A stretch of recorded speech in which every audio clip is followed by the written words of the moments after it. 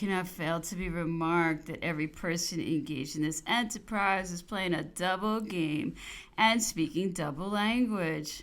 Will this be called cleverness? If so, I shall soon have an opportunity of drawing the most painful consequences from such versatility of conduct.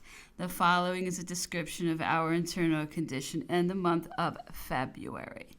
Mr. Fouché was, according to his own assertion, in direct intercourse with the members of the Congress. There is no doubt, however, of his being so with the Duc d'Alberg, that is to say, with Talleyrand, who was endeavoring to clear the ground before him by taking measures for causing the emperor to be carried off.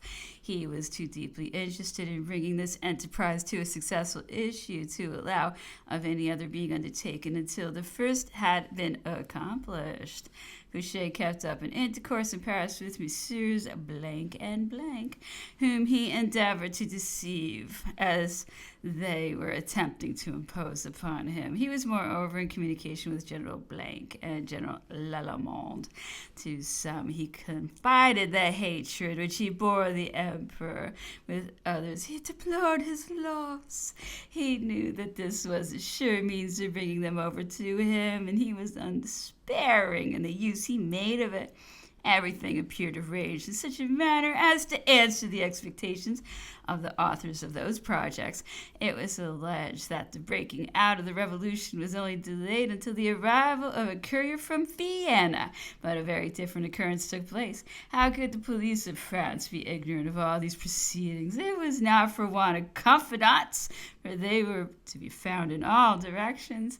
It appears, however, that there was as little secrecy observed in Vienna as in Paris. This will presently be seen. In the early part of February, a young merchant of the island of Elba arrived in Paris, bringing various commissions from the emperor's mother for her agent, and charged with the further commission of visiting a relation she had in Paris. He requested to see me, but as I habitually resided in the country, I took advantage of the circumstance to decline the visit and had no intercourse with him. I ascertained at a later period not only that he performed the commissions entrusted to his care, but that a high functionary, having heard of his desire to see me, conceived the idea that I was about to open a communication with the emperor. He accordingly employed the means at his disposal to suspend the return of this young merchant in order to give the start to a messenger he was dispatching to the island of Elba. He felt anxious to show that he was always the most zealous in serving and the most capable of doing so with effect. This was all time lost, as the reader will have recently discovered when informed of all the acts of low cunning I have just described. I could not disguise from myself what was about to happen, and I determined to send a messenger to the emperor requesting he would place no reliance on any insinuation thrown out to him, as I felt no doubt that it was nothing more than a cloak to some snare to which he would fall a victim. I considered that Mr. Blank was the dupe of Mr. Fouché, whom I persisted in viewing as the mortal enemy of Napoleon. My exertions were all in vain. The gauntlet was already thrown down. My messenger learned on the road the fact of the emperor's landing and deemed it unnecessary to join him. He returned direct to Paris. I was at a loss to discover who could have advised the emperor to adopt that resolution, which I bitterly lamented on his account. It was only some time after his arrival that I was informed of the considerations which had influenced his conduct.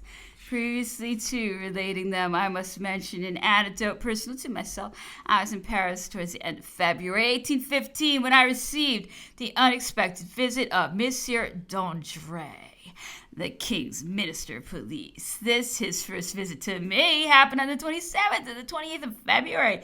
I could not account for the motive of it when he informed me of its having been reported to him that I should be glad to see the king, and of his calling in person to ascertain if I would object to acquaint him with what I might know of the impending events. Should Monsieur d'André read these memoirs, he will have an opportunity of judging whether I give a faithful account of our conversation. I was much pleased to see him, because he had acted towards me the part of a conscientious magistrate, and had the courage to defend me against a spirit of reaction which was unsparing of my character.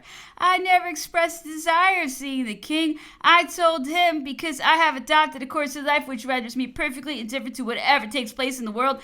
Had I been called to the performance of public duties, I should have served the king as I have served the emperor, or else I should have tendered my resignation. But so far from its having been intended to employ me, I have been loaded with the bitterest insults. Every odious epithet has been lavished upon me. You must acknowledge that unless I were bereft of all feeling, I could not connect myself with the government which has treated me in this manner. I therefore consider myself as perfectly free.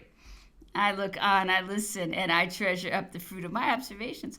What could I do at court in the position in which I have been placed? At least that could be thought of. My conduct would be that I voluntarily disgraced myself by acting the part of a base informer. Monsieur d'André here interrupted me and said, "By no means, Monsieur le Duc. You are not made to be an informer, but having long filled the station of Minister of Police, you cannot but be well acquainted with the political atmosphere of Paris and have formed some opinion on what is taking place. Could you possibly fear opening your mind to the king?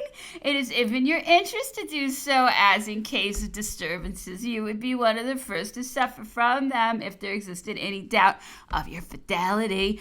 In case of disturbances," I resumed, "I have nothing to fear. I shall be at no loss to place myself under shelter. If it be your wish, however, to know my opinion, I am willing to state it, although you are aware that for nearly 8 months past I reside out of Paris. Necessarily, therefore, my ordinary sources of information must have altogether ceased. What I perceive in the capital is the key to what I noticed in the country. It proves to me that all minds are a prey to a spirit of restlessness, which is carried so far that fresh disorders appear on the point of breaking out before many days shall have elapsed.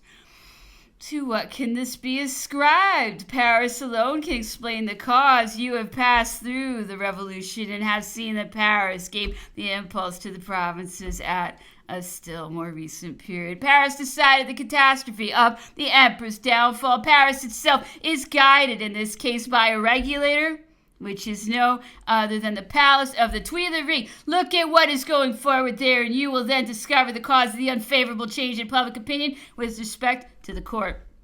Compare the sentiments with which the court is at present viewed with the greetings with which it was welcomed on its first arrival, and you will then be compelled to acknowledge that there has been a want of skill in the management of a political machine which might otherwise work its way unassisted, owing to the necessity it is under of continuing its movement. Everyone is persuaded at the present day that it cannot any longer proceed in its usual course, and all are already preparing for the events they deem to be near at hand. Nevertheless, I am of opinion that by prudent management the machine of government may be carried on during the king's life, because generally speaking he is greatly esteemed, and it is believed that he opposed with all his might every measure of reaction. But I cannot dissemble my opinion that the chiming of his de profundis will sound as a tocsin against his successor. It would occupy too much time to tell you my reason for this opinion. You cannot but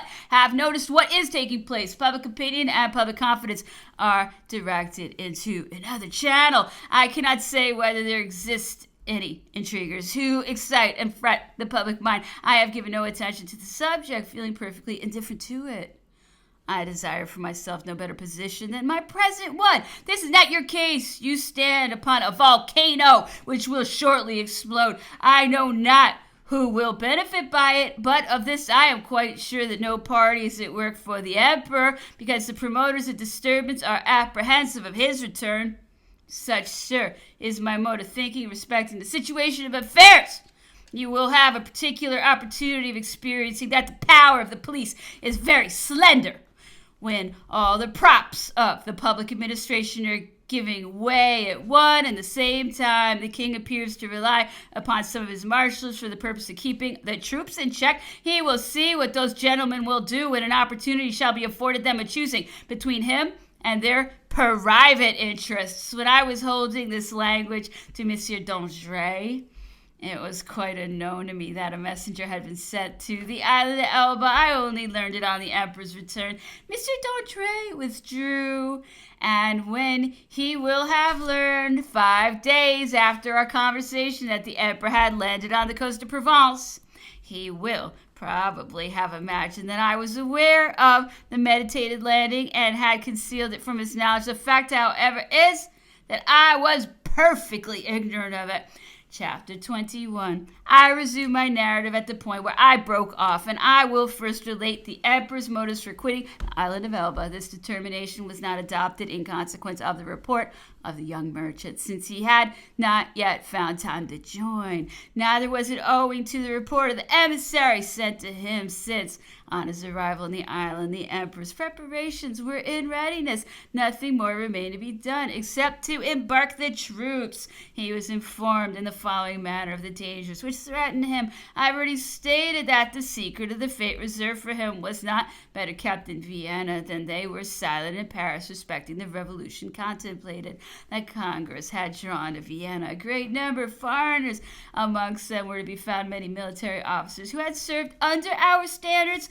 One of them, who had been attached to the Emperor's household, was informed by a person of rank of the plot meditated by the French plenipotentiary against this prince.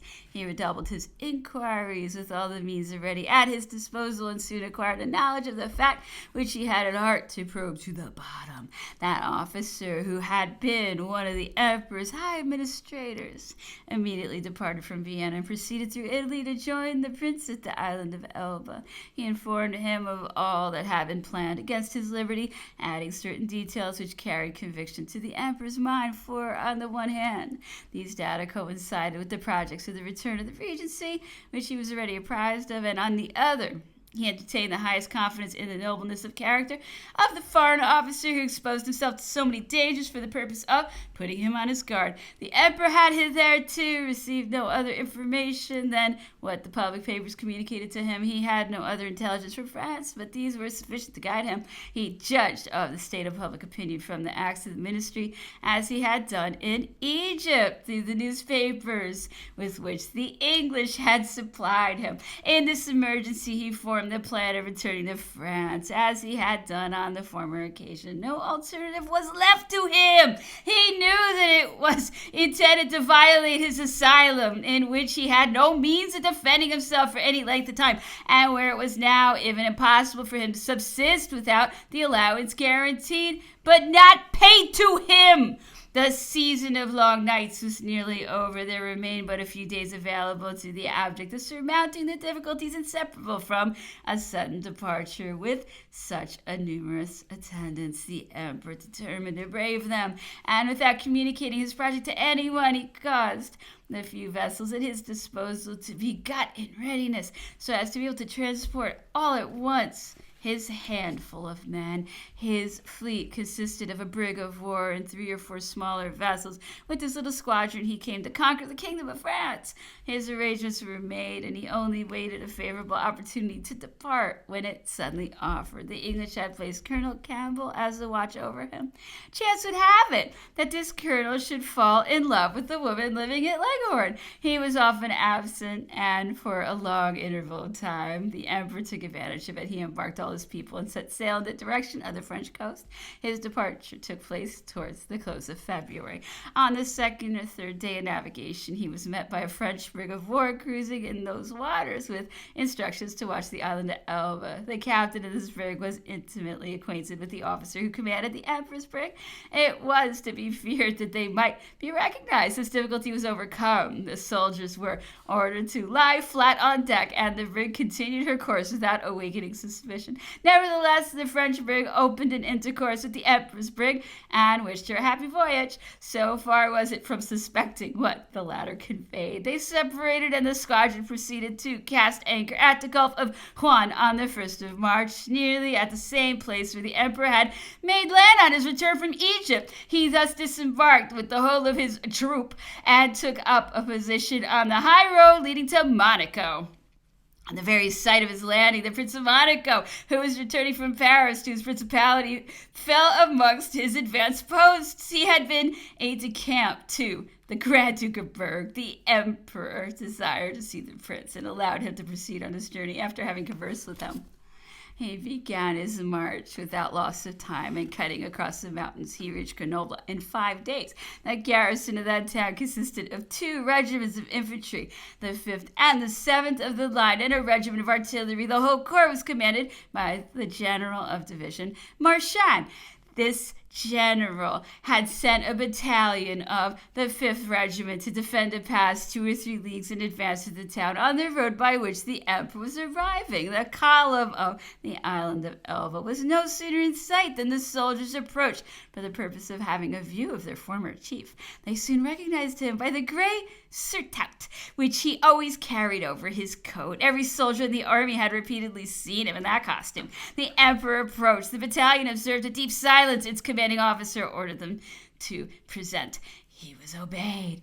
Had he directed them to fire, there's no knowing what might have happened. The emperor allowed him no time to do so. He addressed himself to the soldiers. "Well," said he, in his usual style, "how are you all in the 5th Regiment?" The soldiers replied, "Quite well, sire." "I come again to see you," resumed the emperor. "Are there any amongst you who would wish to kill me?" "Certainly not," exclaimed the soldiers. The emperor then passed them in review according to his wonted practice. Thus it was he became the master of this battalion of the 5th Regiment. The chief of battalion appeared dissatisfied. The emperor asked him how long he had been in the service. The latter named the period of his first enlisting in the ranks. "Who made you an officer?" continued the emperor. "You, sire." "Lieutenant?" "You, sire." "Captain?" "You, sire." "And chief of battalion?" "You, sire." "I had a right, therefore, to expect a return of gratitude. Nevertheless, I ask none of you. Give your epaulettes to the first captain of the battalion and retire." The officer obeyed. This was no sooner done than the emperor stationed this battalion of the 5th Regiment at the head of his column and marched upon Grenoble, where the report of his first success had preceded his arrival. General Marchand had ordered the garrison to arms and the gates of the town to be closed. He had even directed the artillery on the ramparts to be loaded. His order was obeyed, but the shot was placed before the powder. The spirit of insurrection had spread amongst the troops. The 7th Regiment of the line, commanded by Colonel Elba, marched out of the town with drums beating and with its eagles. With the regiment had proceeded to meet the emperor and joined him shortly after the battalion of the 5th Regiment. When the emperor presented himself before Grenoble, he had already won half of the garrison in his favor. The sappers, who were at the head of his column, began to cut away the gate. The cries of "Long live the emperor" were sounding through the town. The public mind was thrown into a state of high excitement. Those who were inside joined their efforts with those who were attempting to enter at the gates. At last gave way, and the emperor entered Grenoble. In the midst of general acclamations, the town was spontaneously illuminated, and the whole night was passed in the intoxication of joy. Party spirit has endeavored to present the emperor's return as a result of a conspiracy. This opinion can only be entertained by those who have not witnessed the embraces of the soldiers when they met. Conspiracies assume a very different character from that which was exhibited by the meeting of the troops coming from the island of Elba with those who went to oppose them. The example presented by the garrison of Grenoble was soon known. At Toulon, where Marshal Massena was in command, this city had a strong garrison, and if it did not immediately declare itself, the delay is merely to be ascribed to the circumstance that the emperor did not travel in that direction. The landing of the emperor was only known in Paris 5 days after that event. That is to say, when this prince was about to enter Grenoble. Marshal Macdonald was sent to assume the command of the troops at Lyon, and Marshal Ney to place himself at the head of those at Besançon. Comte d'Artois and the Duke of Orleans also repaired to Lyon. As, however, the emperor did not stop at Grenoble and had brought the garrison away with him, amongst others the regiment of artillery with its field pieces, he reached Lyon nearly at the same time. The intelligence of his march had already spread from one extremity of France to the other. The general officers had been sent back to their respective governments. The limits of the country were no longer at so great a distance as formerly. The troops were informed nearly at the same moment of the emperor's arrival in France. They all felt anxious to join him. At Lyon, the bridge of La Guillotière had been barricaded with beams, and troops had been placed in order of battle along the quay. The emperor arrived in person at the head of his column and proceeded along the bridge as if the troops on the other side were belonging to him. He was not mistaken. They no sooner perceived him at work removing the barricade than they hastened to assist in throwing into the road the beams which separated the respective columns. This obstacle removed, the soldiers rushed into each other's arms. The emperor entered Lyon and went immediately to visit the regiments which were under arms. They received him with acclamations of "Long live the emperor!" The Comte d'Artois, the Duke d'Orléans, Marshal MacDonald were all compelled to fly in haste and return to Paris. We now behold the emperor in possession of Lyon and at the head of a body of troops sufficiently numerous to enable him to organize the war in that quarter, if any necessity had existed for such a course. He since told me that the rapidity of his march had for object to enable him to come up with the troops. His only fear was that, instead of their being sent against him, they might have been withdrawn to such a distance as to prevent his overtaking them. So much did he rely upon the soldiers' affections. Whilst the emperor was at Lyon, Marshal Ney, who had assembled the troops of his own government, had approached as far as Lons-le-Saunier. The emperor stood more in dread of him than of any of the other marshals. He felt apprehensive that he would seek an opportunity of attacking him and resolutely embark in the struggle.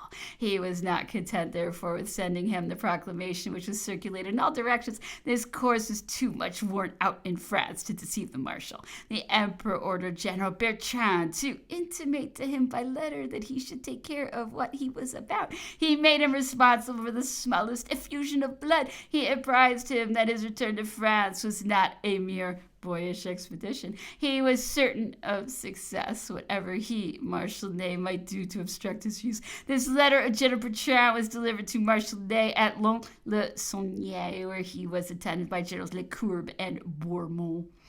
None of them were proof against this injunction. They imagined that the emperor acted in concert with some power, and that there would be madness in attempting to resist him.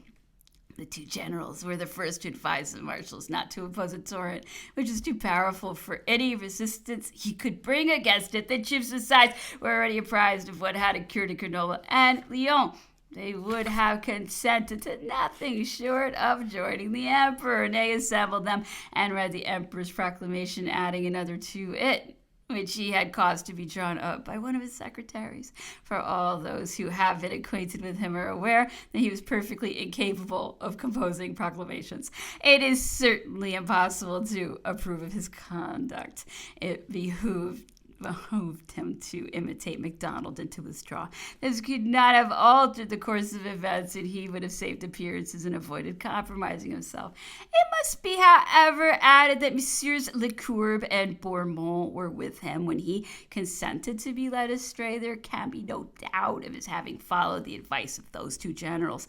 After committing this error, Marshal Ney fell into a still greater one. He acknowledged the letter which General Bertrand had addressed to him, and also wrote to the emperor for the purpose of acquainting him with what he had done, announcing to him at the same time that he was about to proceed to Auxerre, where he expected the honor of seeing him. He carried this intention into effect. Generals Lecourbe and Bourmont had recommended him to adopt this course in order to avoid a civil war in which they had no desire of involving themselves. General Bourmont especially had still fresh in his recollection all the fatigues and dangers he had encountered as a consequence of our internal discord. He was a person who observed Marshal Ney that everyone would desert him if he resorted to the alternative of a civil war. He told him that he would do much better to take advantage of his position in order to reinstate himself in the emperor's favor and not to lose the reward of his past services by a fruitless adherence to the king's cause, which was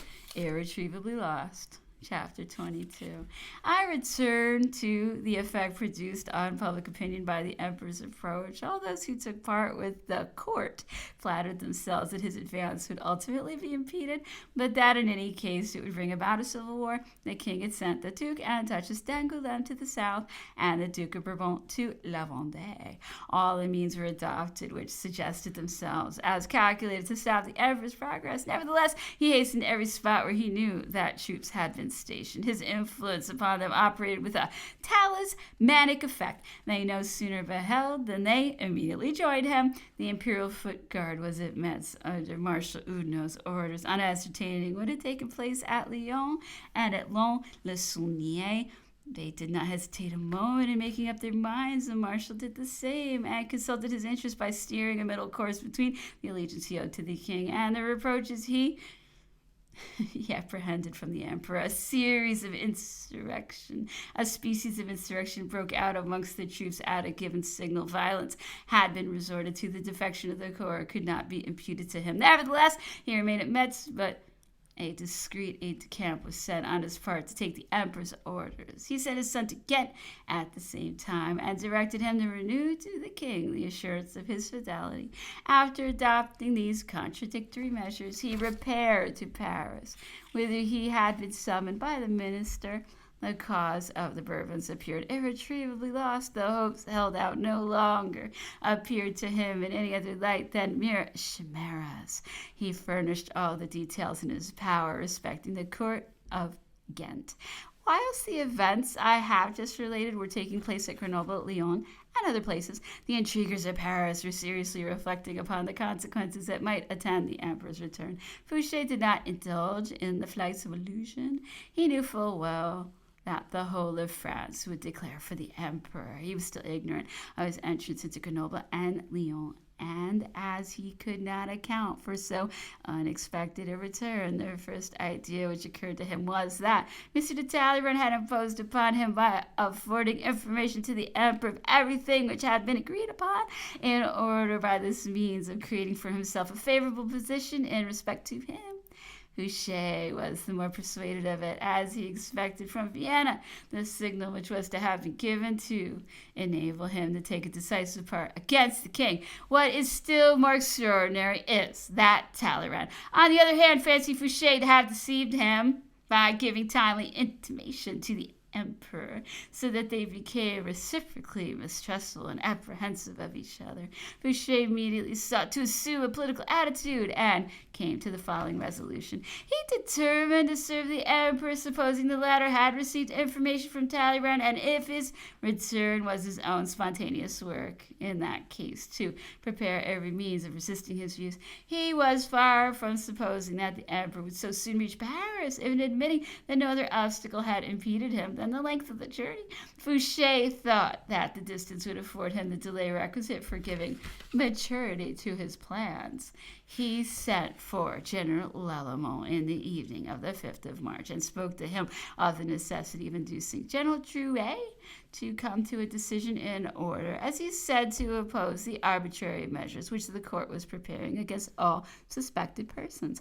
And after much circumlocution, he concluded by saying that General Drouet ought immediately to set all his troops in motion for Paris in order to hasten the king's departure. Fouché aimed at a twofold object. He thought that Drouet would not fail to come to Paris, and that he would do so in time to enable him to assemble the Chamber of Deputies, the members of which were in the capital, and to supported by the National Guard. He trusted that under favor of those measures he might proclaim any kind of government and oppose the emperor's entrance by means of the National Guard and of the troops of General Drouet, which he also hoped to compromise. By adopting this course, he expected to place himself in harmony with Vienna and to find time for probing the mystery of the emperor's return. General Lalemant accordingly left Paris on the 6th of March and repaired to Lille, where he stopped until the troops began to move. They partly consisted of the horse grenadiers, as well as the horse chasseurs of the old guard.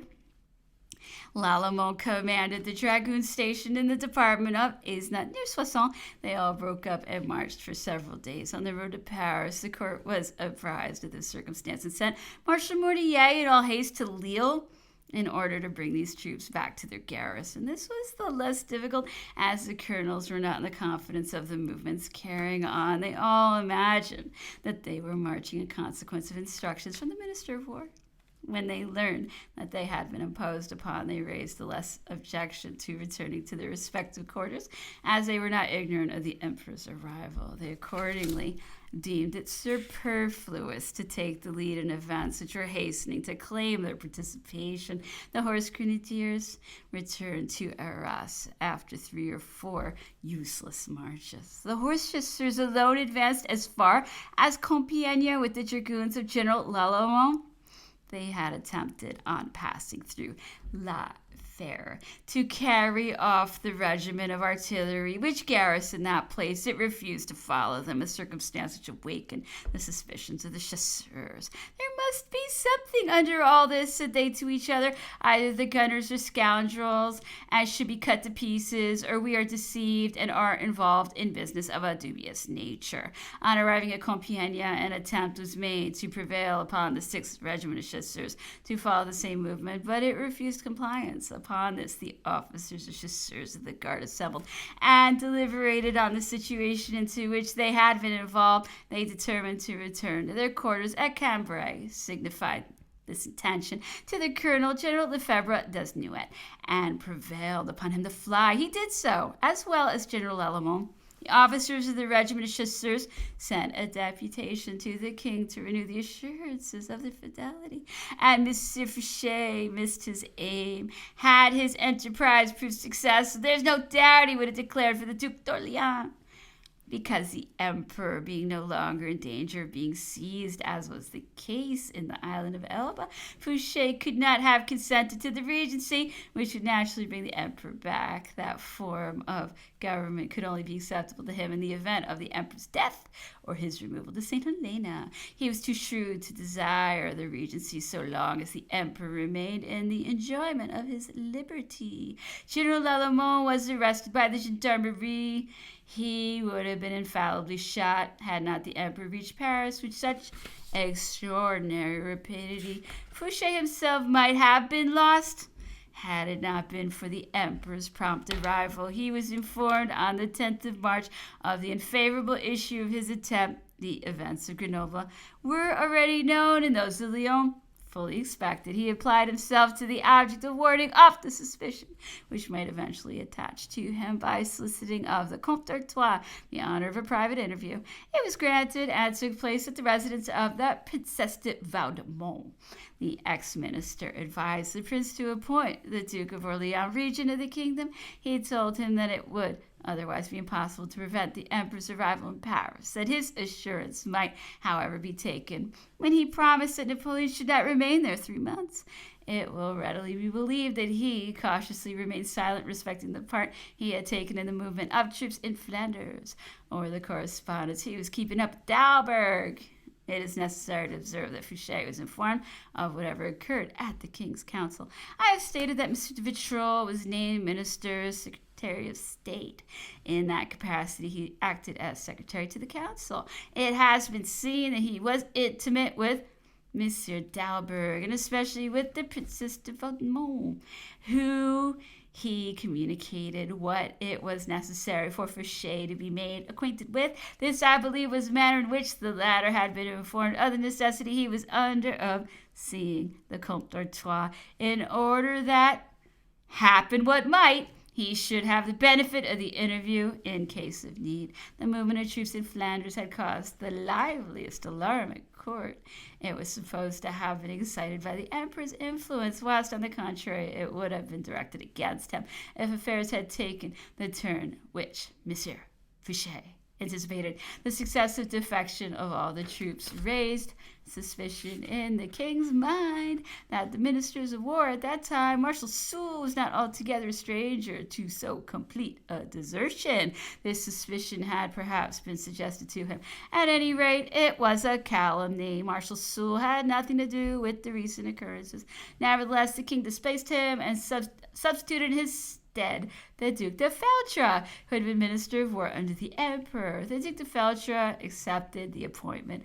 Though the game was nearly lost, I have heard many reflections on this subject, which it is superfluous to repeat for my part. I had not seen the Duke since the journey to Blois, and I no longer inquired into the means which each one had it in his power to wield. Nevertheless, it must be admitted that there was a manifest proof of attachment to the king in his acceptance of the war ministry in this emergency, the more so as the emperor's absence from Paris could not be delayed beyond 10 days. It was also at this critical moment that the king revived the office of the Prefecture of Police of Paris, to which he appointed Monsieur de Bourrienne. The adoption of these measures came too late. The emperor was traveling post-haste. The population rushed forward to greet him on his way. All the troops sent against him took the shortest road to join his standards. The catastrophe was impending. A court was assembled at Villejuif, but the same state of uneasiness continued to prevail, and the king had to make up his mind to quit Paris. He had repaired to the Chamber of Deputies for the purpose of inducing it to adopt energetic measures. The emperor was approaching. The king received nothing more than assurances. An attempt was made to form volunteer corps. Very few persons, however, presented themselves. At last, the emperor reached Fontainebleau in the evening of the 19th of March. He was scarcely attended by more than 20 officers. The king was still in Paris, as well as the Comte d'Artois and the Duc de Berry. But everything was prepared for their departure. An insurrection was even apprehended, for some artillery was made to bivouac in the courtyard of the Palace of the Tuileries. At 1 o'clock in the morning of the 20th of March, all the king's household troops were assembled in the courtyard of the palace and on the Place du Carrousel. The king entered his carriage and drove off with the Comte d'Artois and the Duc de Berry, who was at the head of the cavalry of the king's household troops. The body of troops which had been assembled at Villejuif under the orders of General Rapp went to station itself at Saint-Denis. As soon as the king had quitted the capital, the utmost calm and silence prevailed in the vicinity of the palace until 8 o'clock in the morning. The king's cortege passed along the boulevard, took the road to Beauvais, and from thence to Montreuil-sur-Mer. This led to the belief that the king was proceeding for the second time to England. From Montreuil, however, he repaired to Lille, through Bethune and Saint-Omer. The whole cavalry of the king's household troops, forming perhaps a body of 2,000 men, was assembled at Bethune. Berthier, Marmont, and Lauriston were there with their respective companies. The Comte d'Artois passed it in review, and after addressing to this corps a few expressions of regret, he announced that the king thanked it for its service, and that each one was at liberty to return home. The greater part accordingly returned to Paris. The whole day of the 20th of March was employed in insignificant movements. Each one was anxious to take part in the event which was to happen before the close of the day. The streets were placarded with proclamations for the emperor, which had already been a full week in Paris. Possession was taken of the public treasure. The barracks were visited, and at the same time the emissaries were sent to Saint-Denis to hasten the defection of the troops commanded by General Rapp. No difficulty was encountered because the king had taken his departure, and the only object of everyone's attention was to secure a position with the ruler who came to replace him. It happened in this case, as it has done in every revolution. The name of conspiracy was given to an occurrence which was only the result of the king's leaving Paris. Had he remained and surrounded himself with all those who were willing to defend him, the problem would probably have been much less easy of a solution. The report was spread that Louis XVIII had been guided by the decision of the council in taking his departure. If he assembled it, we can readily account for this resolution. It is in perfect analogy with the course which the regent was made to adopt in the month of March of the previous year. The king, moreover, was surrounded by men who were already at work calculating their private interests, and who, considering the game is lost, were preparing to give it up and to come to an understanding with the chief they had formerly abandoned. Now, in thus changing sides, it was clearly for their advantage that they should take credit to themselves for having contributed to the king's departure. I saw it on the 23rd or the 24th of March in the hands of a general officer well known to the army, a letter which Berthier had written to him previously to crossing the frontier, wherein he repeated what he had stated at Fontainebleau less than 12 months before, that he was not the king's man, but a man for the army. Above all things, a French heart beat within him. His wish was to serve his country and not to emigrate. In short, he was already throwing himself upon the emperor's generosity. A few days afterwards, he wrote to the emperor, who replied to his letter, but it was too late. Berthier had already crossed the frontier. When the reply came into his hands, he removed to Bamberg and endeavored to return to France. Having, however, been stopped by the Allies, he was forced to retrace his steps and soon came to an unhappy end. The Emperor reached Paris in the aftermath at the hour of 7. Everything had already resumed its former aspect, and each one his former post at the palace. The Emperor dined there and found his apartment ready prepared. It seemed as if he had merely returned from a journey. The officers performing honorary duties, persons in every description of employment, had again taken up their respective functions. The establishment was complete in all its parts. Certain ill-constructed minds had pretended to discover the consequence of a conspiracy in the resumption of the old routines, whilst no one had done more than what he had seen performed by the persons employed at the court of Versailles on the occasion of the king's return. Some had been upwards of 20 years buried in obscurity, whereas scarcely a 12-month had elapsed since the others were discharged. There was only one battalion of the National Guard in the courtyard of the palace at the moment of the Emperor's arrival, but with this battalion were to be seen several thousand officers of all services who had been put upon half pay.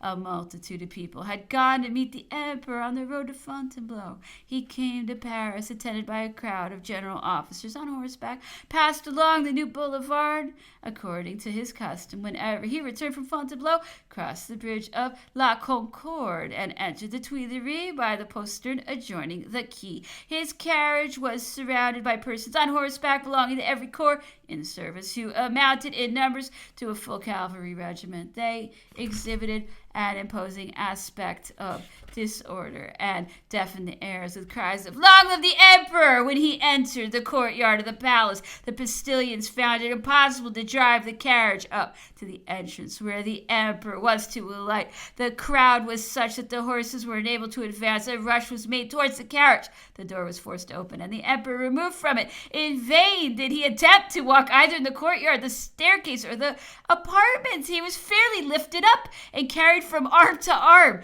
to his very closet. He instantly sent for his former ministers and ordered each one to resume his portfolio. The only fresh promotion was that of Mr. Fouché, who was placed in charge of the police. It may not be superfluous to relate the following trifling anecdote on this subject. It will prove that the spirit of intrigue was already at work, that is to say, that more attention was bestowed to the object of keeping those persons off who were dreaded from feelings of a personal nature than of assisting the Emperor by placing near his person all those who were calculated to be of service to him. I had gone in the course of the morning to pay a visit to the Arch-Chancellor, whom I had not seen for 12 months. I presumed that the Emperor would send for him immediately upon his arrival, as it was his custom to do whenever he returned from a journey, and went therefore to request he should do me the favor to tell the Emperor, if circumstance should render it necessary, that I felt a wish to live in peaceful retirement, and that if he absolutely insisted upon employing me, no consideration should induce me to accept of the Ministry of Police. I assured him that those functions were altogether repugnant to my feelings, and said that, foreseeing, as I did, how the spirit of intrigue would set itself to work in every form and shape, I was not at all disposed to live in the atmosphere of those passions which it was about to bring into play. The Arch-Chancellor was, to say the least of it, quite as much wearied of public affairs as I was. He declared to me that unless the Emperor should authoritatively insist upon it, he would also refuse to accept any functions. What I had foreseen actually came to pass. The Arch-Chancellor was the first high functionary summoned to the Emperor's presence. The ministers, who had likewise been sent for, only appeared one after the other in regular succession. It was an extraordinary spectacle to behold matters returning so quickly to their former state. All met in the same saloon where they had separated a year before, without having scarcely ever come into contact since that period. Chapter 23. The Emperor's dinner was not yet over when an officer arrived from Soissons to report to him that the two brothers Lallemand, who were confined in that city, were in the most imminent danger, and that the sub-prefect refused to set them at liberty. He sent for the minister of police without specially designating whom he meant, and as there was some hesitation in introducing the minister, he called out my name and desired me to write to the sub-prefect and command him to release the two brothers Lallemand from confinement. I complied with his wishes. Several persons were present when the emperor gave me this order, and all imagined that I was on the point of being reinstated to the ministry of police. They were ignorant of my private sentiments and hastened to oppose by all the means in their power the intentions just manifested by the emperor. After conversing with the arch-chancellor, he sent for Monsieur de Bassano, who was more anxious than anyone that I should be kept out of the ministry, and who no doubt did not recommend that I should be retained in that office. He already contemplated the idea of placing the emperor in a dark lantern, and was preparing to place all his friends about his person to the exclusion of everyone else. When Monsieur de Bassano had retired, the emperor gave audience to Marshal Davout, and I was next admitted to an audience. After a short desultory conversation, he asked me if he was to give implicit credit to what the arch-chancellor had stated to him in the morning.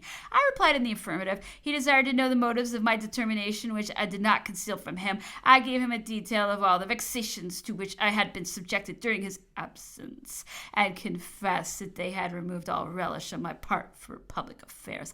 Besides which, I added, if your majesty should receive a faithful report of all that has taken place in Paris for the last 2 or 3 months, you will find that more than one project has been thwarted by your return. Had you delayed a little longer, a very different order of things would assuredly have met your view. The emperor smiled and said to me, you have therefore made up your mind, and will not accept of the ministry? No, sire, was my reply. He was silent respecting the insinuations which Mr. de Bassano must have thrown out for the purpose of dissuading him from a choice so much dreaded by that minister. He left me the merit of a refusal, although I might not have been appointed. He then endeavored to compel my acceptance of the command of Paris, which I declined with still greater obstinacy than I had done with respect to the ministry of police. I even told him that I felt no desire to hold any situation whatever. He replied that this was quite out of the question. It behooved me to exert myself in his service, and he insisted upon my taking the charge of the gendarmerie, since he was compelled to restore the portfolio of the police to Fouché, against whom I had always proved his best safeguard. I had no plausible objection to make, and merely expressed my astonishment at his bestowing his confidence to a man on whom it was so unsafe for him to depend. He then told me of his having been assured that Fouché had labored in his cause by setting in motion the troops stationed in Flanders. I could not help smiling at the observation, so indignant I felt at his being made to believe this impudent falsehood. What can those men ever allege in their own justification who, in order to keep out of the ministry an individual whose scrutinizing character was an object of terror to them, have not feared to become guarantees for a traitor who boasted of having been the life and soul of every conspiracy set on foot against the emperor? After dismissing me from his audience,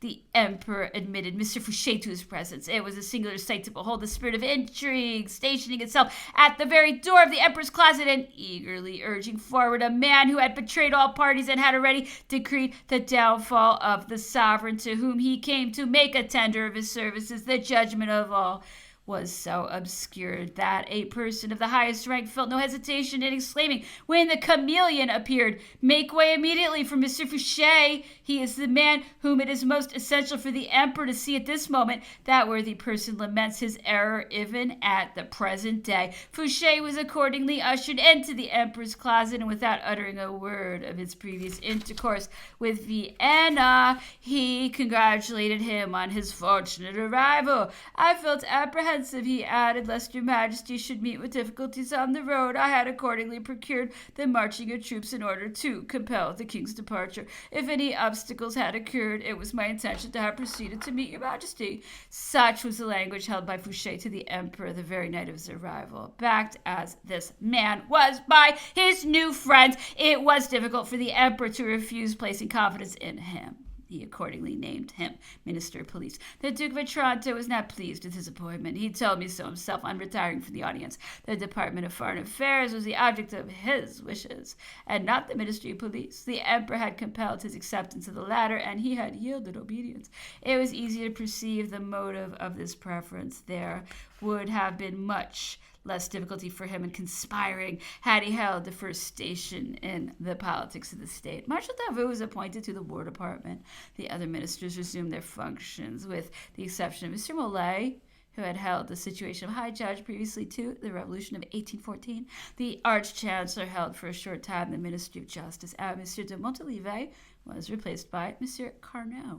All these nominations were signed on the morning of the 21st of March. Each of the new functionaries proceeded to take possession of their respective offices. The Emperor was therefore placed at Fouché's mercy from the very night of his arrival. From what motive, I must ask, was he kept in ignorance of all the underhand practices carried on previously to his return? I am willing to believe that everyone was deceived, but was not Fouché's character notorious to all? If none were the dupes of his intrigues, they must have been desirous of associating themselves with that personage and of preserving his friendship by supplying him with the means of bringing more effectually into play the spirit of intrigue in which he was well known to be acting the most conspicuous part. Where was the inconvenience of acquainting the Emperor with all that had been done before his return with the view of overthrowing the king's government? Such a confidential communication could only have had the effect of placing him on his guard. This course was not adopted because an apprehension was felt of becoming involved in a disagreeable position if the Emperor should not succeed in consolidating his power, and if the king should be again restored to the throne, as it actually came to pass. On the other hand, should the Emperor triumph over his difficulties, great advantage would accrue to all from persuading him that every possible means had been resorted to for the purpose of removing the obstacles to his return.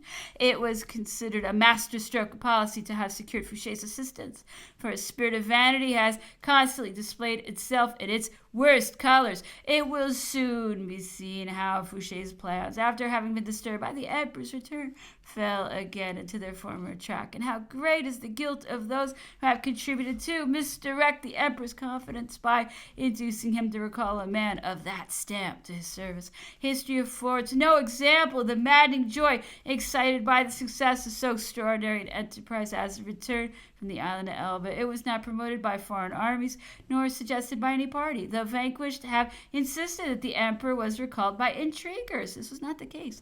A single observation will suffice to carry conviction on the subject. If the Emperor was only supported by a party, how was his triumph accomplished? He returned with 600 men. As many might have been collected to oppose his progress, whereas on no occasion was it found necessary to load the soldiers' muskets. It is moreover to be observed that he proceeded almost alone in a traveling carriage. How happens it that he was never stopped? The population hastened to meet him. The towns were spontaneously lighted up on his way. It is related by all those who accompanied him that upwards of 1,000,000 of people sallied forth to see him pass. The Emperor himself said that he was indebted to no one for his return, that he had no other party in France than the Moniteur, which had warned him of the moment at which it behooved him to quit the island of Elba.